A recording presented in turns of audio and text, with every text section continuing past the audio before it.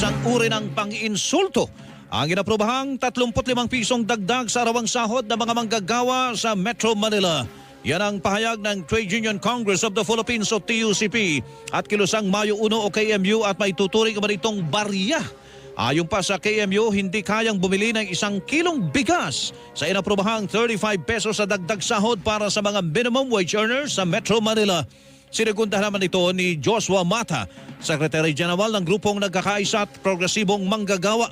Anya kahiya-hiya at nakaiinsulto ang 35 pesos na dagdag sa arawang sahod at ang dapat ibigay sa mga ordinaryong manggagawa ay ang hinihiling nilang 150 pesos na wage recovery. Kahiya-hiya ka nakakainsulto ang desisyon maglabas pa ng wage order ang NCR ng 35 pesos. Kaya ang inihingi po ng mga manggagawa ay 150, hindi pa wage increase yun. Wage